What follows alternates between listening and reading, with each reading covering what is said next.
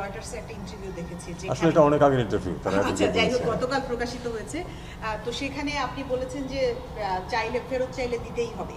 কেন আসলে ফেরত চাইলেই দিতে হবে এবং বিব্রতকর অবস্থায় ভারত কেন করবে? ফেরত চাইলে দিতে হবে এটা আমি ঠিক মিন করি। আমি যেটা মিন করেছি সেটা হলো যে যদি লিগ্যাল প্রসেস থেকে একটা প্রশ্ন আসে তাহলে আমরা তো ফেরত চাইতেই পারি, চাইব। যদি আইন আদালত আমাদেরকে বলে যে তাকে ফেরত আনার জন্য ব্যবস্থা করবো, আমরা সেটা ব্যবস্থা করার চেষ্টা করবো। ভারত দেবে কিনা সেটা তাদের ব্যাপার, তাদের সিদ্ধান্ত। সাবেক প্রধানমন্ত্রীর চুক্তি আছে আমাদের, চাইলে দিতে পারার কথা, কিন্তু সেটা কিন্তু আবার একটু লিগাল প্রসেস থাকে। তো আমি জানি না সেটা কীভাবে হবে, এটা স্পেকুলেট না করাই ভালো। তবে যদি আমাদের লিগাল সিস্টেম চায় যে তাকে ফেরত আনা হোক, আমরা অবশ্যই চেষ্টা করবো ফেরত আনতে। স্যার, ভারতের রাষ্ট্রদূতের সঙ্গেও সিএর বৈঠক হয়েছে, উনি আপনার সঙ্গেও দেখা করেছেন।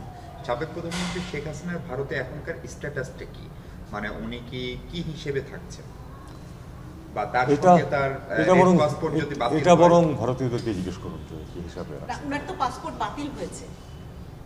পাসপোর্ট বাতিল হলে তো তাহলে উনি কিভাবে আসবেন? না, রেড পাসপোর্ট তো সকল বাতিল হয়েছে। হ্যাঁ, অটোমেটিক্যালি। তাহলে উনার এবং এটা আপনারা ভারতীয়দেরকে জিজ্ঞেস করেন যে কি স্ট্যাটাস তাদের, কিভাবে রেখেছে তারা। স্যার, একটা প্রশ্ন ছিল যে এর জয়শঙ্কর কথা বলেছেন বাংলাদেশের সাথে ইন্ডিয়ার সম্পর্ক নিয়ে। হ্যাঁ, উনি একটু পজিটিভ কথা বলেছেন। এর মধ্যে যে আজকে একটা রিপোর্ট আছে প্রথম আলোতে যে আপনার ভারতের সাথে আমাদের যে এলওসির আওতায় বেশ কিছু প্রজেক্ট আছে, রাস্তা, এগুলোতে কন্ট্রাক্টররা নাই এখন, সুতরাং এই প্রজেক্টগুলো এখন পড়ে আছে। দেখুন, আসলে ব্যাপারটা হলো যে একটু তো এটা অনস্বীকার্য যে কোনো বিপ্লবী কর্মকাণ্ডের পরে কিন্তু একটু কেওস থাকতেই পারে, এবং আমাদের এখানে তো একটু ল অ্যান্ড অর্ডার নিয়ে প্রবলেম ছিল, এটা অস্বীকার করে তো লাভ নেই কোনো, ছিল, সেটাকে কিন্তু আমরা নিয়ন্ত্রণে নিয়ে আসতে পেরেছি। এখন আস্তে আস্তে সব কিছু নর্মাল হয়ে আসবে, এবং সেই নর্মালসের অংশই ওটা। তারা হয়তো এখনও এমন হতে পারে যে যারা বিশেষজ্ঞ ছিলেন তারা হয়তো পুরোপুরি সিকিউর ফিল করতেছেন না এখন, কিন্তু যখন সব কিছু নর্মাল হয়ে আসবে তারাও ফিল করবেন এবং আসবেন, আমার তো মনে হয় তারপর। কারণ যে প্রজেক্ট অনগোয়িং আছে সেগুলো তো শেষ করতে হবে। স্যার, বিষয়টা কি এরকম যে পরিস্থিতি নর্মাল হয়ে আসবে, বাংলাদেশে ভারত বিরোধী এক ধরনের মনোভাব তৈরি হয়েছে, যারা এখানে ভারতের কাজ করেন তারা এক ধরনের আতঙ্কের মধ্যে আছেন, এটি কাজ করে কিনা? এক ধরনের ভীতির মধ্যে আছেন বরং, বলে আতঙ্ক না বলি, এটাকে আতঙ্কটা খুব বেশি শক্ত শব্দ হয়ে যায়।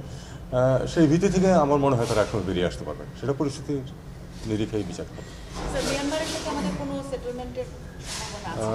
মিয়ানমারের তো নিজস্ব অভ্যন্তরীণ সেটেলমেন্টই হচ্ছে না, সেক্ষেত্রে আমাদের সাথে সেটেলমেন্ট এখনই কেন আমরা প্রত্যাশা করব?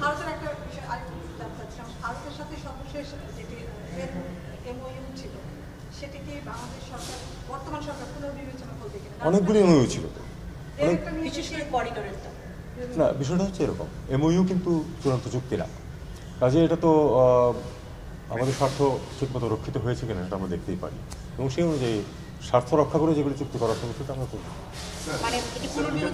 একটা হচ্ছে গুম নিয়ে, আমরা যেহেতু গুম ইউএনের গুম জি আমাদের জি এখন এটা আমাদের এখানে ল করতে পারেন, আপনি অংশীজনদের সাথে আলোচনা করবেন কিনা? এটা আমি আলোচনা করবো, এটা আপনি ল অ্যাডভাইজারকে জিজ্ঞেস করবেন, কারণ আমাদের যে কাজটুকু করার সেটা তো করা হয়ে গেছে, এখন বাকিটা তো লোকাল ল যাতে সেই অনুযায়ী তৈরি হয় সেটা ল অ্যাডভাইজারদের কাজ, ওনারা দেখবেন।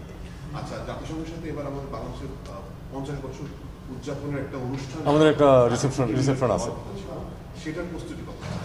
সেটা তো প্রস্তুতি ঠিক আছে, আমরা তো এটা প্রস্তুত, মানে যেই গ্রাউন্ড ওয়ার্ক যেটুকু করা সেটুকু করা হয়েছে, আমরা আশা করছি যে অনেকেই সেটাতে অ্যাটেন্ড করবেন, বিশেষ করে সিএ যেহেতু থাকবেন, কাজেই অনেকে অ্যাটেন্ড করবেন বলে আমি আশা করছি। মানে সেখানে কি বড় রাষ্ট্রগুলোর যারা নেতা, আবার তো এটা স্পেকুলেটিভ হয়ে যাচ্ছে, দেখা যাক কারা কারা থাকে। আমরা নিমন্ত্রণ দেব, নিমন্ত্রণ কারা রক্ষা করবে সেটা তো তাদের বিষয়, আমরা দেখবো।